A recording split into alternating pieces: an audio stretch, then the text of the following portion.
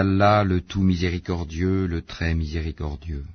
Nous avons envoyé Noé vers son peuple. Avertis ton peuple avant que leur vienne un châtiment douloureux. Il leur dit, ô mon peuple, je suis vraiment pour vous un avertisseur clair. Adorez Allah, craignez-le, et obéissez-moi, pour qu'il vous pardonne vos péchés, et qu'il vous donne un délai jusqu'à un terme fixé.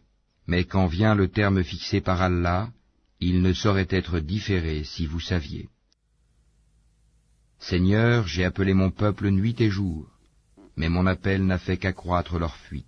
Et chaque fois que je les ai appelés pour que tu leur pardonnes, ils ont mis leurs doigts dans leurs oreilles, se sont enveloppés de leurs vêtements, se sont entêtés et se sont montrés extrêmement orgueilleux. Il y a à peu près 5 ans maintenant, si vous regardez les vidéos des fils de Seth de la première heure, nous avons commencé par le code hermétique. Et nous avons attiré l'attention de ceux qui nous écoutaient à l'époque de l'importance de s'attacher à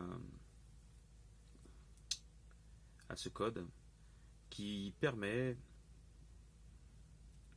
d'élever un peu plus son âme. Ensuite, tout de suite, nous avons attiré l'attention de ceux qui nous suivaient à l'époque des signes. Et plus précisément des signes qui viennent des principautés. Les signes qui viennent des principautés sont vécus par les humains depuis plusieurs décennies. Alors qu'entendons-nous par là ? Seigneur, ils m'ont désobéi, et ils ont suivi celui dont les biens et les enfants n'ont fait qu'accroître la perte. Ils ont ourdi un immense stratagème, et ils ont dit, n'abandonnez jamais vos divinités, et n'abandonnez jamais Wad, Suwa, Yagout, Yahouk et Nasr. Elles, les idoles, ont déjà égaré plusieurs. Ne fais, Seigneur, croître les injustes qu'en égarement. À cause de leur faute, ils ont été noyés, puis on les a fait entrer au feu, et ils n'ont pas trouvé en dehors d'Allah de secoureur.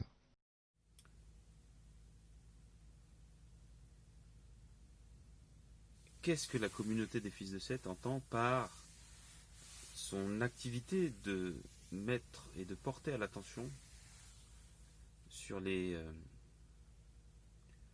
sonneries de trompette des principautés? Car pour nous, les principautés ont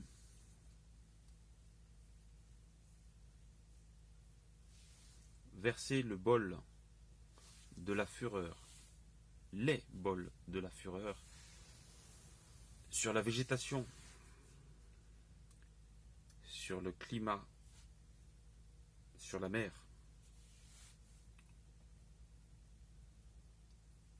sur le monde des hommes.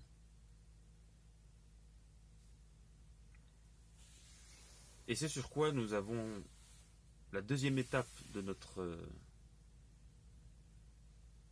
activité à la première heure a été d'attirer l'attention sur ces sujets. Est-ce que ce que nous traversons aujourd'hui était connu dans le passé? Bien évidemment, nous avons fait plusieurs lives sur le sujet, nous avons attiré l'attention sur ces phénomènes et nous avons bien évoqué que même le Sphinx, on a fait une vidéo où on parlait du Sphinx, c'était en 2 parties, et on expliquait qu'en fait le plateau de Gizeh annonçait que le père de la terreur, l'autre nom du Sphinx, annonçait le départ de l'ère du Verseau, et que ces informations étaient connues de ceux qui avaient hérité par Moïse de certains livres de l'Égypte.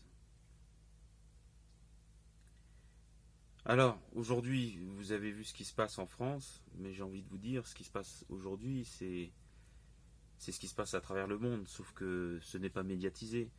Mais ce qui s'est passé en France n'est rien. Je suis désolé, comparé à ce qui s'est passé en Inde l'année dernière, où ça n'a touché, en France, ça n'a touché qu'une zone. En Inde, ça a touché des kilomètres carrés. Ça s'est passé aussi en Amérique du Sud. Donc là, c'est le bol qui a été versé par l'ange, par un des anges des principautés, faisant partie du groupe que l'on appelle dans l'ésotérisme hébreu les principautés. Et c'est ce bol qui est versé, le bol de la fureur, qui est versé sur le climat, sur les nuages, sur les mouvements de l'air. Eh bien, il a été, malheureusement, il a déjà touché plusieurs zones du monde. Et donc, nous avons averti, car nous sommes dans une démarche très simple. Il y a un texte, vous savez, nous, Nazoréens, nous avons des textes que nous considérons comme sacrés. Les catholiques ont par exemple des textes qu'ils considèrent comme sacrés, l'islam aussi, le judaïsme aussi, et nous aussi, nous sommes un groupe spirituel et nous avons des textes que nous considérons comme sacrés. Et l'un de ceux-ci a été écrit par un Essénien, et à l'intérieur de celui-ci, il décrit la période que nous traversons, avec une précision effarante, et il indique clairement que la bête et le bitume dans lequel elle tire sa force va provoquer un chaos mondial. Et en fait, il nous fait part de sa vision, et c'est celle-là que je suis en train de vous relater. Et donc, à un moment donné de cette vision, il voit les hommes dans ce chaos mondial, et il tend sa main. Certains l'acceptent. Ils sortent de ce torrent d'eau mêlé au bitume, et ils se retrouvent à côté de lui, et c'est la pluie qui les lave de ce bitume qui recouvre leur corps. Et donc dans cette optique-là, et ne comprenons pas, nous nous posions la question à l'époque, mais comment cet homme savait avec précision ce qui se passait et ce qui allait se passer. Et sans le comprendre, nous avons exécuté ce qu'il a demandé, car vous savez très bien que notre filiation spirituelle s'étend sur des millénaires. Voilà, nous avons une démarche de dévotion, nous lui avons fait confiance, sans obligatoirement exercer notre esprit critique et comprendre par nous-mêmes, peut-être en pensant qu'on est plus intelligent que les autres. Donc nous avons eu sa confiance. Il a eu cette vision dans le cadre de contemplation ésotérique, qu'il décrit d'ailleurs, et nous savons très pertinemment que pour avoir certaines de ces contemplations, il faut avoir purifié son cœur, et donc nous lui faisons confiance. Voilà, donc ce qui se passe aujourd'hui sur le territoire français, ça s'est passé à travers le monde. Si vous reprenez un petit peu certaines vidéos qu'on avait fait, on alertait déjà sur le sujet. Ça s'est passé aux États-Unis, ça s'est passé un peu partout. Et donc voilà, donc c'est le jugement. C'est le jugement qui commence, qui a commencé, et nous savons pertinemment que beaucoup n'entendront pas le son de cette trompette. Nous le savons pourquoi. Nous savons qu'une des conditions qu'ils n'entendent pas, c'est l'activité qu'a eu la franc-maçonnerie et la façon dont elle a influencé les sociétés les républiques capitalistes, et elle a créé un terreau d'aveuglement, de surdité, qui fait que les trompettes sonnent de plus en plus fort, les signes sont de plus en plus visibles, et les humains n'entendent pas, ne voient pas.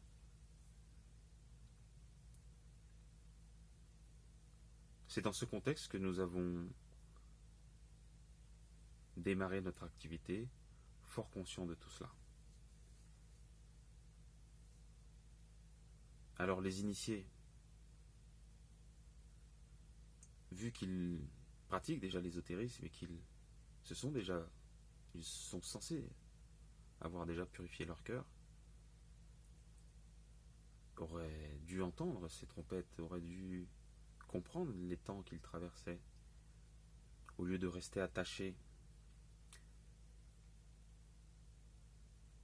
à ce qu'ils croient bon. Car nous, fils de la lumière, nous ne sommes pas des fils de Bélial, nous sommes des fils du temps. Nous ne sommes pas fils de Zeus, nous sommes fils de Chronos.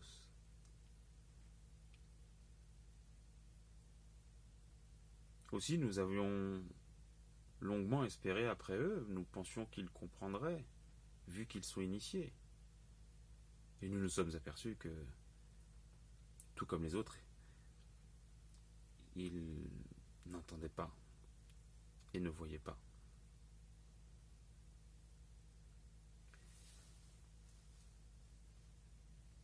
Nous ne parlons pas ici de savoir et d'identifier le moment que nous traversons. Nous parlons plus de lucidité spirituelle, de lucidité des forces spirituelles engagées dans le temps que nous traversons. Alors certains ont trouvé bon de venir vers nous et de nous dissuader d'incriminer la franc-maçonnerie par exemple, ou les initiés d'Occident. Bien évidemment, nous ne les avons pas écoutés, car nous avons une lucidité spirituelle sur les temps que nous traversons. Et nous, les fils de Seth, n'avons pas du tout été à l'écoute de l'écho de Bélial. Aussi, nous avons repoussé toutes ces personnes qui sont venues vers nous.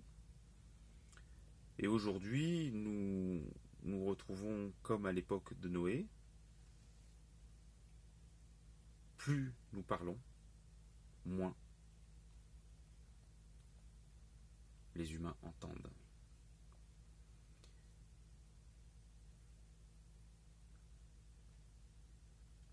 À n'en pas douter, la lucidité spirituelle n'est pas le bien de tous.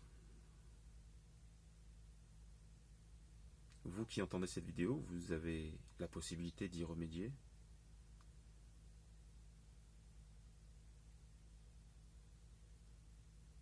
Et nous vous invitons à sortir du brouhaha de ces sociétés maçonniques. Et vous verrez qu'en laissant le calme se poser à votre oreille, vous entendrez assurément le cri, le son puissant de ces trompettes.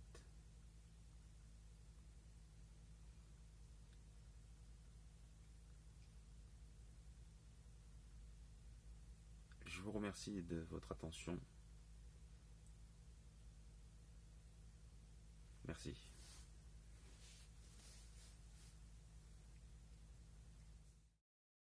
Ensuite, je les ai appelés ouvertement, puis je leur ai fait des proclamations publiques et des confidences en secret. J'ai donc dit, implorez le pardon de votre Seigneur, car il est grand pardonneur, pour qu'il vous envoie du ciel des pluies abondantes, et qu'il vous accorde beaucoup de biens et d'enfants, et vous donne des jardins, et vous donne des rivières. Qu'avez-vous à ne pas vénérer Allah comme il se doit, alors qu'il vous a créé par phases successives? N'avez-vous pas vu comment Allah a créé 7 cieux superposés, et y a fait de la lune une lumière, et du soleil une lampe? Et c'est Allah qui de la terre vous a fait croître comme des plantes, puis il vous y fera retourner, et vous en fera sortir véritablement, et c'est Allah qui vous a fait de la terre un tapis, pour que vous vous acheminiez par ses voies spacieuses. Noé dit, Seigneur, ne laisse sur la terre aucun infidèle. Si tu les laisses en vie, ils égareront tes serviteurs et n'engendreront que des pécheurs infidèles. Seigneur, pardonne-moi, et à mes pères et mères, et à celui qui entre dans ma demeure croyant, ainsi qu'aux croyants et croyantes, et ne fais croître les injustes qu'en perdition.